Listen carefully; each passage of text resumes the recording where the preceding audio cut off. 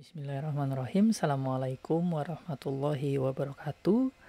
Apa kabar teman-teman yang mengambil mata kuliah Bahasa Indonesia? Semoga tetap sehat dan tetap semangat.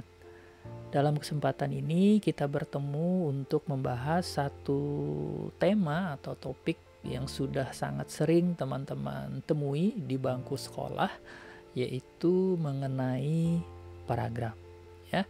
Dan semoga dengan adanya materi ini teman-teman dapat mengingat kembali dan dapat memahami kembali paragraf yang baik, paragraf yang ideal begitu ya, sehingga nanti dalam perkembangan perkuliahan di semester atas teman-teman sudah sangat siap mengerjakan tugas baik lisan maupun tulisan yang di dalamnya terdapat atau ada sangkut pautnya dengan paragraf. Saya akan coba menyampaikan beberapa definisi yang sudah seringkali kita dengar dari beberapa teori dan beberapa ahli begitu. Definisi pertama sering menyebutkan bahwa paragraf adalah seperangkat kalimat yang membicarakan suatu gagasan atau topik.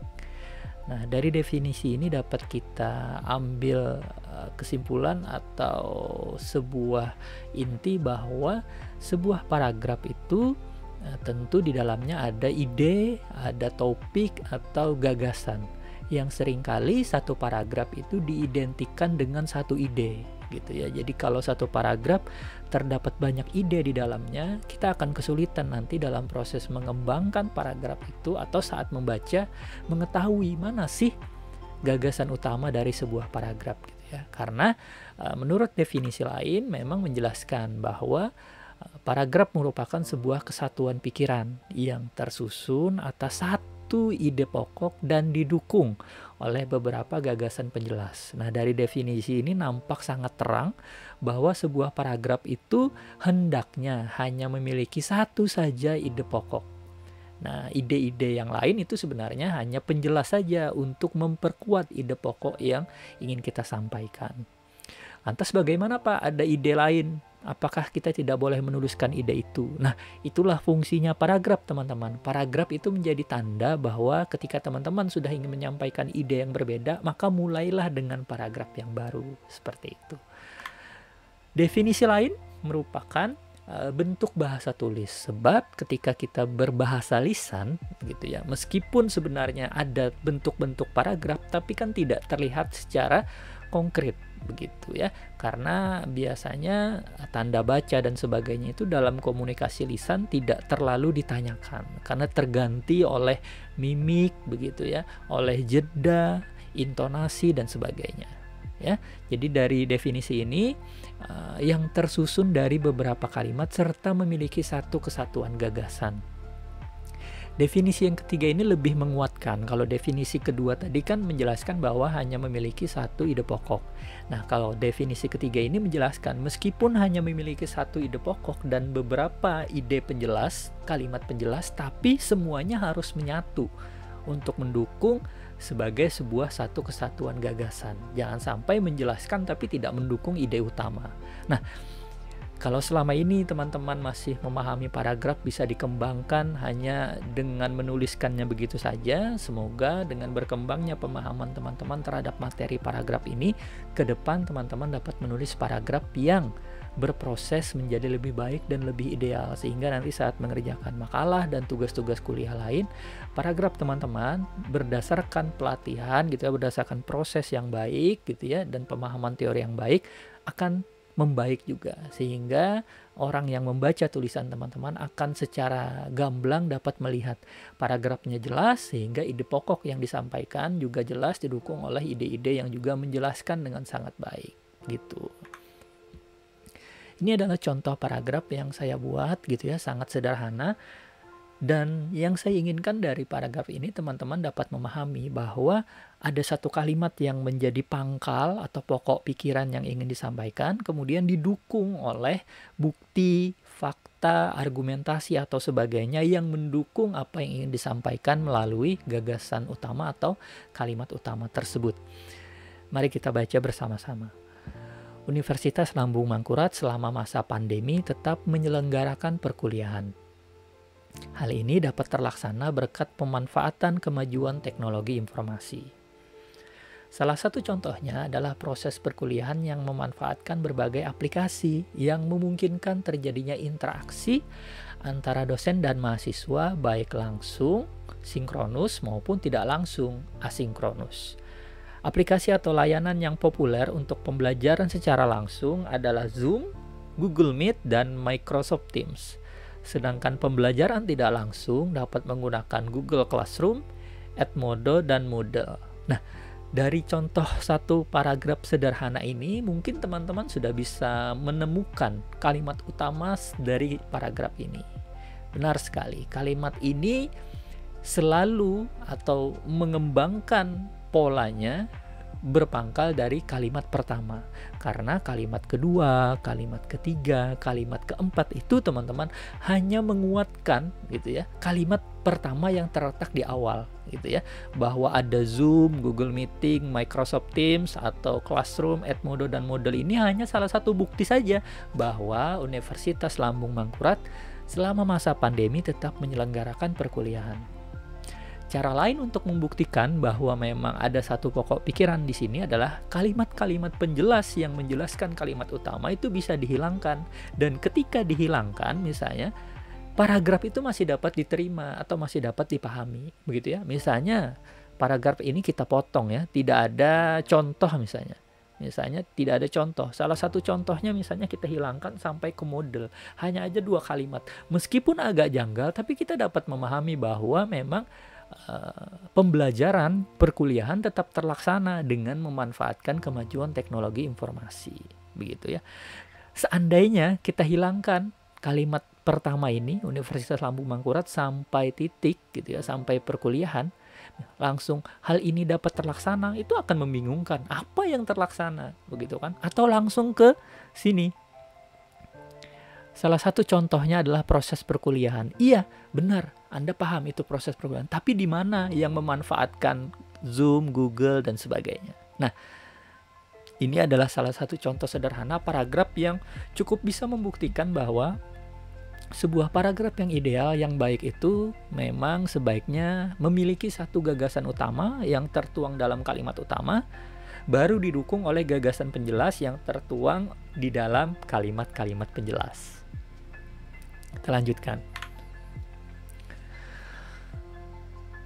Di dalam sebuah paragraf gitu ya, ketika kita bicara sebuah karangan secara utuh teman-teman, seringkali begitu ya, kita memerlukan atau perlu memahami bentuk-bentuk tujuan paragraf yang sedang kita baca.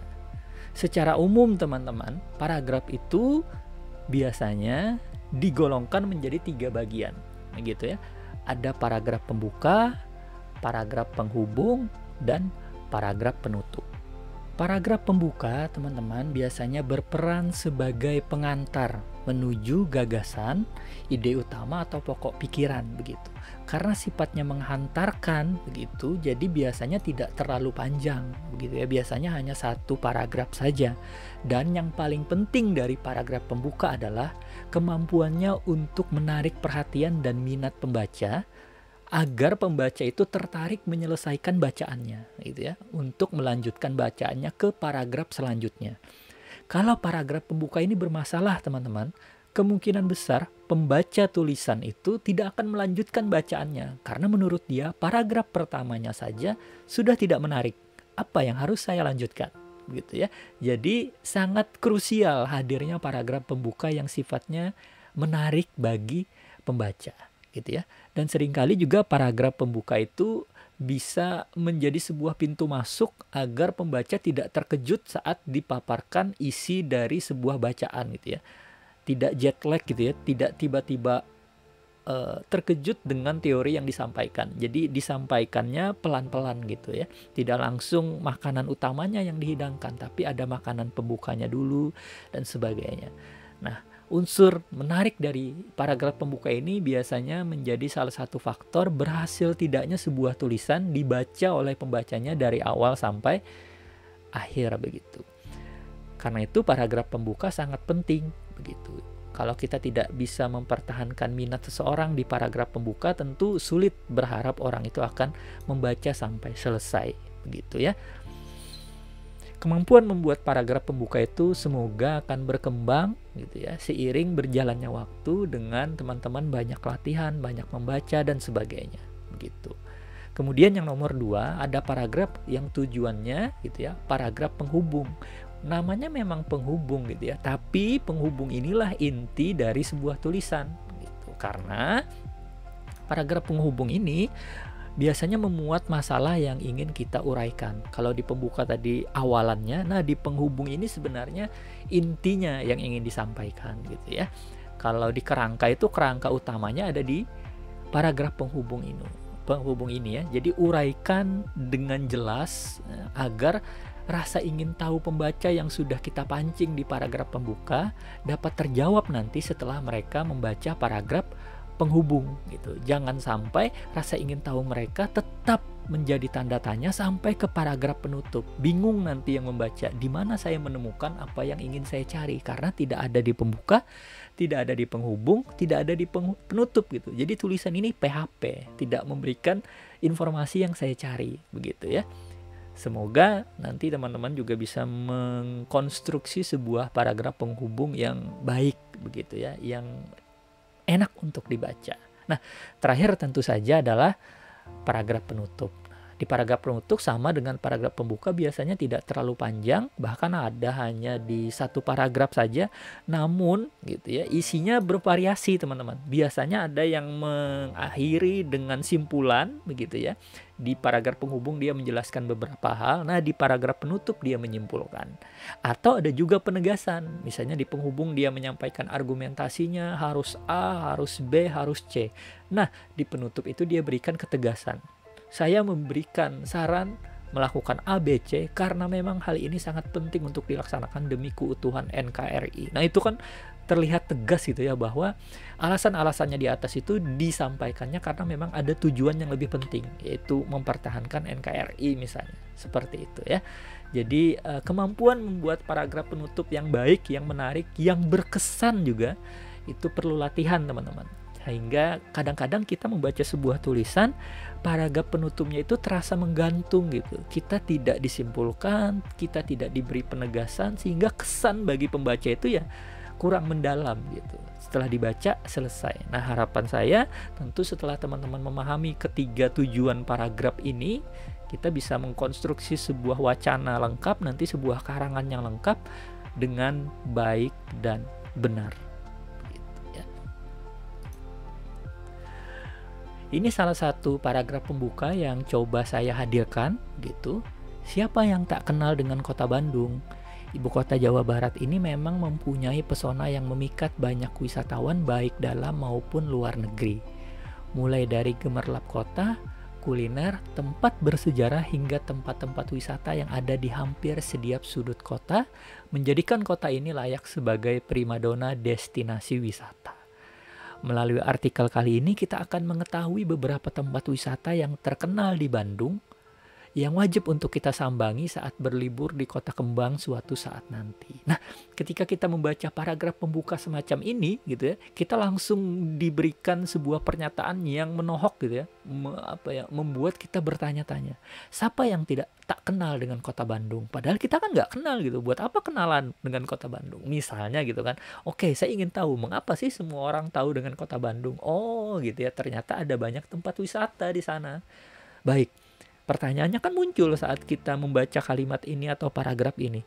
Tempat wisatanya apa saja sih? Apa sih yang menarik? Kok kayaknya wisatawannya banyak dari dalam maupun luar negeri. Nah, karena teman-teman ingin tahu setelah membaca paragraf ini, teman-teman akan melanjutkan gitu ya. Apa sih tempat wisatanya begitu kan? Jangan sampai PHP nih gitu kan. Dibilangnya banyak ternyata sedikit. Nah, karena itu untuk tahu teman-teman melanjutkan. Nah, ini paragraf pembukanya lumayan gitu ya, lumayan menarik minat kita.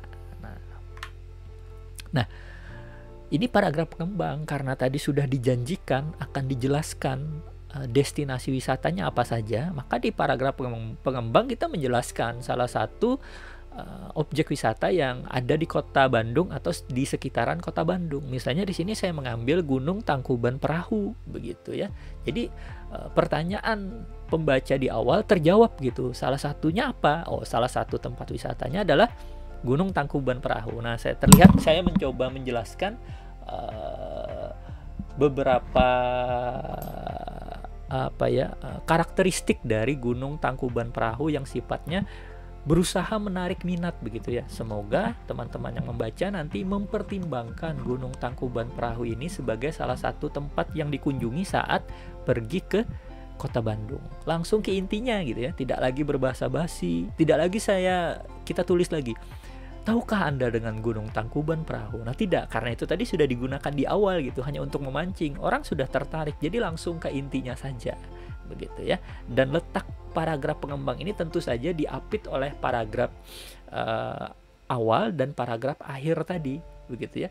Diapit oleh paragraf pembuka ini, di tengah-tengahnya ada beberapa paragraf pengembang, nanti di akhir supaya enak ditutup dengan paragraf penutup gitu ya. Jadi inti-intinya di paragraf pengembang ditutup dengan paragraf penutup. Nah, misalnya saya menutup seperti ini. Kiranya memang layak untuk mempertimbangkan Kota Bandung sebagai destinasi liburan bersama keluarga tercinta.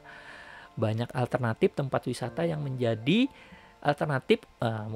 menjadi pilihan untuk memuaskan dahaga Anda untuk menikmati suasana libur yang menyenangkan. Kota Bandung selalu siap menciptakan berbagai kenangan luar biasa yang akan selalu memanggil Anda kembali ke kota sejuk ini. Tidak perlu jauh-jauh ke luar negeri untuk menikmati liburan yang luar biasa, bukan? Nah, ini sebenarnya gabungan nih. Ada saya mengajak gitu kan, ada saya menyimpulkan gitu ya. Layak gitu ya, saya simpulkan nih, layak nih kita mempertimbangkan Kota Bandung sebagai destinasi wisata gitu. Atau bahkan saya memberikan semacam tantangan kecil gitu ya, semacam keinginan untuk memberikan kesan kepada pembaca bahwa tidak perlu jauh-jauh ke luar negeri kalau untuk liburan, ke Bandung saja mungkin sudah cukup begitu. Tapi ada tanda tanya di sini yang artinya Anda harus membuktikan sendiri benar tidak apa yang saya simpulkan di sini. Nah, dari sini diharapkan teman-teman nanti terkesan gitu ya, mendapatkan informasi yang layak tentang Kota Bandung, kemudian memutuskan untuk menjadikan Kota Bandung sebagai salah satu tempat liburan. Nah, itu teman-teman contoh dari paragraf pembuka, pengembang, dan penutup. Kita lanjutkan dengan syarat paragraf ya. Tentu sebagai sebuah konstruksi yang diharapkan ideal begitu ya, ada syarat-syarat yang harus dipenuhi begitu. Syaratnya teman-teman mungkin ingat ada paragraf yang diharapkan itu punya kohesi, punya koherensi, dan punya kelengkapan yang baik begitu ya. Kesatuan atau kohesi biasanya ditandai dengan kalimat-kalimat yang saling berhubungan gitu ya. Kalimat-kalimatnya itu saling mendukung sehingga dapat menjelaskan gagasan pokok atau gagasan utama begitu. Kemudian selanjutnya kepaduan atau koherensi, kalimat-kalimatnya itu saling terkait begitu. Jadi timbal balik antar kalimat itu menciptakan sebuah harmonisasi yang kompak gitu ya, sehingga ketika kita membaca tidak ada satupun yang terasa janggal begitu, terasa aneh. Atau ketika teman-teman membaca secara alamiah, teman-teman tiba-tiba mengernyitkan kening, kemudian loh kok tiba-tiba ada kalimat ini begitu ya. Itu menandakan oh ternyata ada yang tidak padu di sana. Mungkin kohesi dia tapi tidak koherensi begitu. Nah, itu perlu latihan teman-teman, dan perlu juga teman-teman membacanya dengan cukup teliti sehingga bisa memahami mana yang kalimat-kalimat yang ternyata merusak koherensi dari sebuah paragraf. Nah, setelah kohesi, setelah koherensi, maka paragraf itu diharapkan punya kelengkapan gitu ya. Tentu tadi ada paragraf pembuka, pengembang, penutup gitu ya, dan secara gramatikal dia juga lengkap gitu ya, karena paragraf itu kan tersusun atas beberapa kalimat gitu ya. Kalau kalimatnya saja sudah tidak baik gitu ya, tidak efektif dan sebagainya, tentu akan menjadi sebuah pondasi, sebuah paragraf yang nantinya juga tidak efektif gitu ya, karena paragraf ini kan dapat diibaratkan sebuah bangunan yang sudah setengah jadi begitu. Kalau pondasinya rapuh dan sebagainya, tentu akan roboh gitu, tidak kokoh dia. Jadi paragraf yang baik tentu dimulai dari kalimat yang baik. Karena itu kalau teman-teman agak bermasalah dalam membuat kalimat, biasanya paragrafnya juga bermasalah begitu. Jadi seiring berjalannya waktu, saya berharap teman-teman terus meningkatkan kompetensinya dalam membuat kalimat gitu ya, sehingga nanti menjalar gitu ya, dapat memiliki dampak juga saat membuat paragraf begitu. Sekarang kita coba memahami kohesi, koherensi begitu ya, kesatuan teman-teman. Saya sudah menyiapkan sebuah paragraf begitu. Mari kita baca sama-sama. Jateng sukses. Kata-kata ini meluncur gembira dari pelatih Regu Jateng setelah selesai pertandingan final Kejurnas Tinju Amatir Minggu malam di Gedung Olahraga Jateng, Semarang. Kota Semarang terdapat di pantai utara Pulau Jawa, ibu kota Provinsi Jateng. Pernyataan itu dianggap wajar karena apa yang diimpikan selama ini dapat terwujud, yaitu 1 medali emas, 1 medali perak, dan 1 medali perunggu. Hal itu ditambah dengan jatuhnya gelar petinju terbaik ke salah satu kontingen Jateng yang bertanding. Hasil yang diperoleh itu adalah prestasi paling tinggi yang pernah diraih oleh Jateng dalam sejarah Kejurnas Tinju Amatir. Nah, setelah membaca satu paragraf ini, mungkin teman-teman dapat mengidentifikasi mana sih kalimat yang seharusnya tidak berada di situ. Gitu. Apa sih yang salah gitu? Kalimat nomor berapa? Benar ya, pasti teman-teman dapat memahami bahwa kalimat nomor 2 ini agaknya tidak tepat hadirnya di sini. Dia, teman-teman, menjadi sebuah pertanyaan. Sebab apa? Sebab kalimat lain itu membahas tentang tinju, kontingen tinju amatir Jawa Tengah. Tapi tiba-tiba, meskipun kota Semarang itu adalah bagian dari Jawa Tengah, tapi di sini menjelaskan kota Semarang dan letaknya gitu. Bukankah kita tidak pernah membicarakan letak kota Semarang sebelumnya? Yang kita bicarakan ini adalah kesuksesan Jawa Tengah gitu dalam meraih beberapa medali begitu. Sebenarnya kalimat ini satu-satu saja mungkin gitu ya, tapi tidak, padu saja mungkin karena sama-sama membicarakan Jawa Tengah gitu, karena Semarang juga ya termasuk Jawa Tengah, tapi bermasalah karena temanya menyimpang dari tema awal yang sudah kita bicarakan gitu. Jadi kalimat ini jika ingin efektif, jika ingin ideal, jika ingin baik gitu, sebaiknya dihilangkan. Ya, dihilangkan saja sejak kota Semarang hingga Provinsi Jateng, sehingga akan menjadi sangat satu kalau paragraf ini membicarakan kesuksesan Jawa Tengah begitu ya. Ini contoh sederhana. Kita lanjutkan dengan kepaduan. Nah, untuk menjadi sebuah paragraf yang memiliki kepaduan yang baik, menurut teori ada beberapa hal yang bisa kita laksanakan. Misalnya ada konjungsi di sana, ungkapan penghubung ya. Konjungsi itu teman-teman harus diingat, ada yang antar kalimat begitu ya, ada yang intra kalimat gitu ya, di dalam satu kalimat begitu. Kalau yang di dalam satu kalimat itu menghubungkan satu klausa ke klausa yang lain. Kalau antar kalimat itu menghubungkan satu kalimat ke kalimat yang lain begitu ya. Fungsinya sama-sama menghubungkan, tapi letaknya dan nanti berimbas pada tanda baca begitu ya. Kalau yang intra kalimat tentu hanya satu tanda titik nanti, tapi di sana nanti ada tanda koma. Nah, itu harus hati-hati di mana meletakkan tanda komanya misalnya gitu ya. Kemudian kepaduan paragraf juga bisa dibangun dengan kata ganti begitu. Selanjutnya, kepaduan itu juga bisa dibangun dengan menggunakan kata kunci atau keyword. Ya, ini saya sebutkan istilah-istilah kebahasaannya. Ada konjungsi, ada pronomina, dan ada keyword ya, kata kunci. Teman-teman yang sudah pernah baca artikel jurnal misalnya, di bawah abstrak itu kan ada kata kunci biasanya, ada keyword dan sebagainya. Itu menjadi sebuah istilah yang membantu seorang pembaca menghubungkan pengetahuannya dengan apa yang ingin penulis coba sampaikan di dalam tulisannya. Nah, ini saya contohkan karena ada banyak ya, kita tidak mungkin bahas satu persatu, jadi saya tuliskan saja yang bisa teman-teman ingat karena ini sering teman-teman pakai gitu ya sehari-hari. Mungkin hanya saja teman-teman tidak terlalu mendalami fungsi masing-masingnya.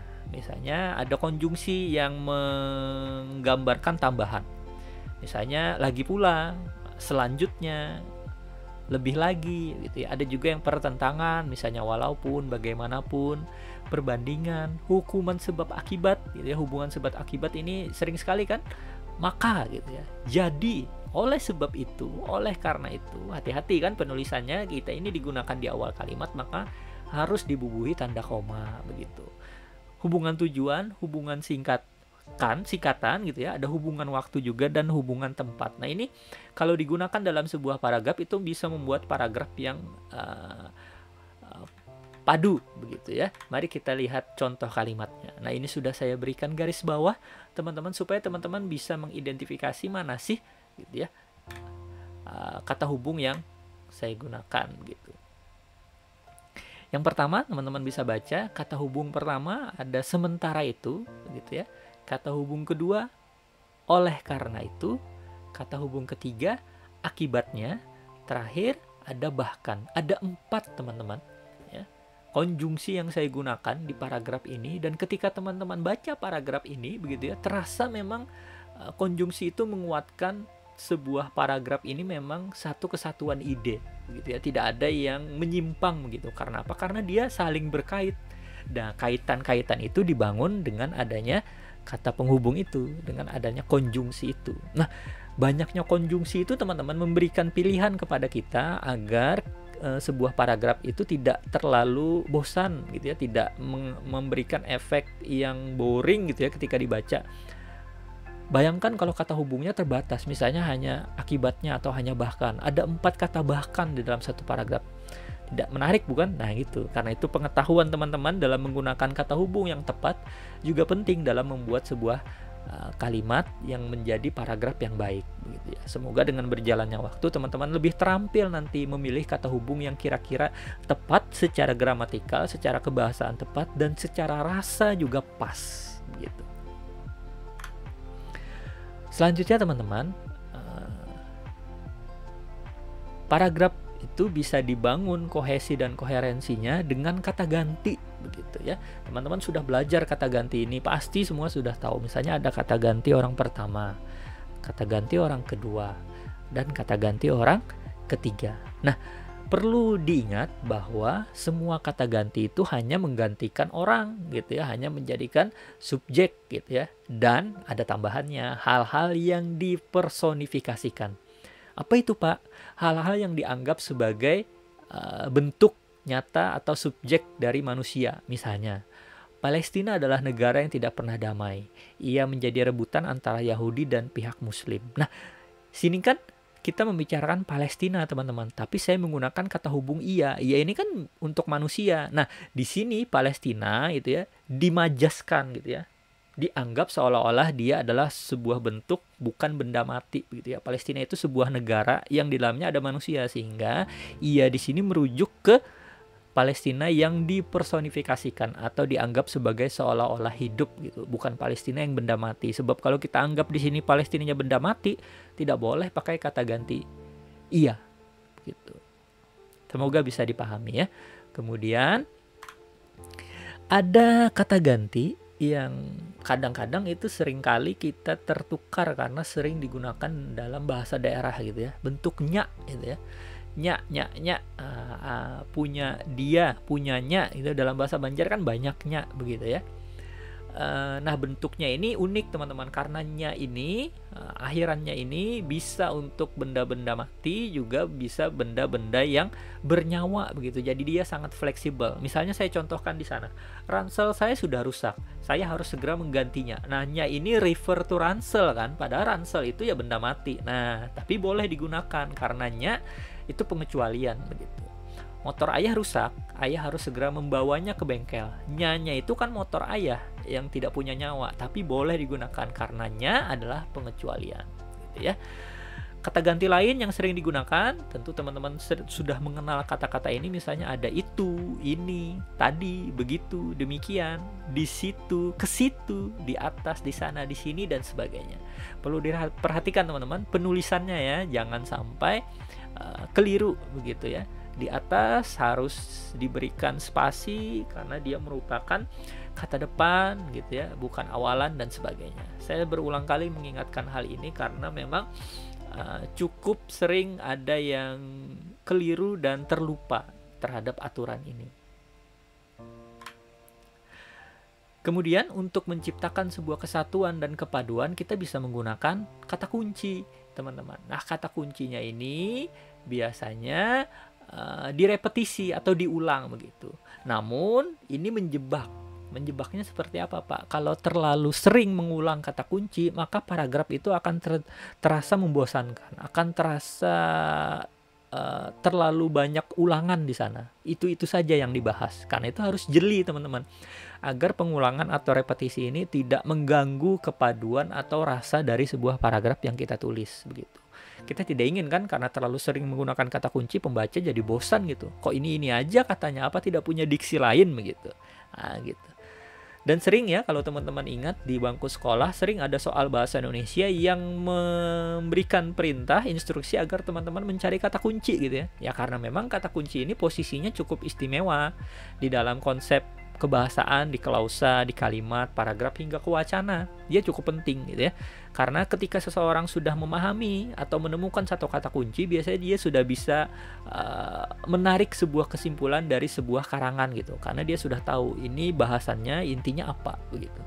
Dan seringkali tidak mudah soal-soal semacam ini kan, ketika ditanyakan apa sih kata kunci dari paragraf di bawah begitu. Teman-teman harus jeli membaca begitu ya, karena sering banyak kata kuncinya yang agak benar, tapi yang dicari adalah yang paling benar atau yang paling tepat gitu. Ini salah satu paragraf yang coba saya hadirkan, teman-teman, begitu ya, untuk menggambarkan betapa kata kunci itu cukup memegang peranan penting. Teman-teman bisa menghitung dalam paragraf ini berapa kali kata sampah digunakan begitu ya. Ada 1, 2, 3, 4, 5, 6. Ada 6 kali menyebutkan kata kunci. Padahal kalau ada cara lain untuk tidak menyebutkan kata sampah begitu ya, dan menggunakan kata lain ya. Tapi meskipun ada hampir 6 kali gitu ya, karena agak tepat penggunaan kata sampahnya, repetisinya itu agak baik dan tidak memberikan efek bosan saat dibaca.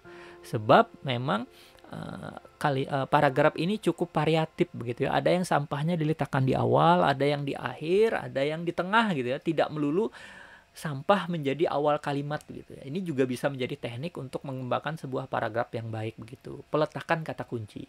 Meskipun kata kuncinya banyak diulang, tapi meletakkannya harus variatif sehingga paragraf yang Anda buat, yang teman-teman buat itu dapat memberikan efek atau kesan yang menyenangkan saat dibaca.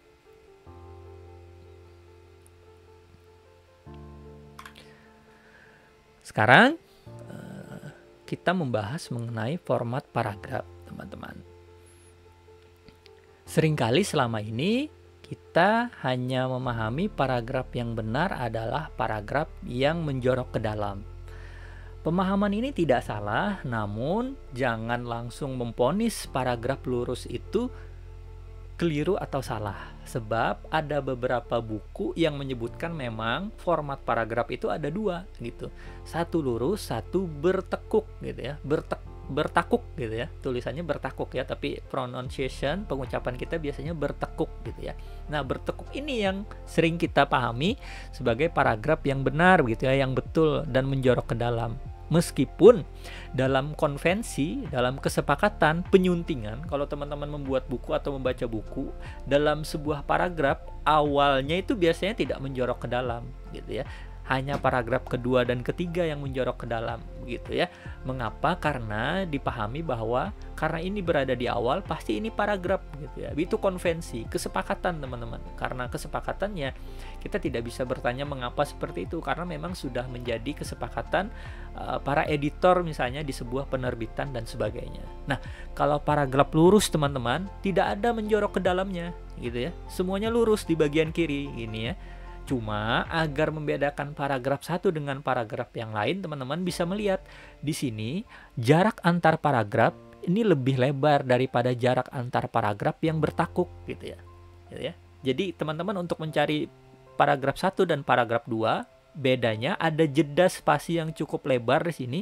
Tidak perlu seperti paragraf bertekuk yang teman-teman mencari mana kalimat yang menjorok ke dalamnya gitu ya. Jadi paragraf lurus juga benar kalau memang sebuah lembaga atau sebuah penerbitan menerbitkan secara konvensi dan menganggap paragraf lurus itu berterima dalam konvensi yang mereka gunakan begitu. Dan yang lebih banyak dipakai memang yang bertekuk gitu ya. Nah, bisa dilihat jarak antara paragraf di sini sangat rapat.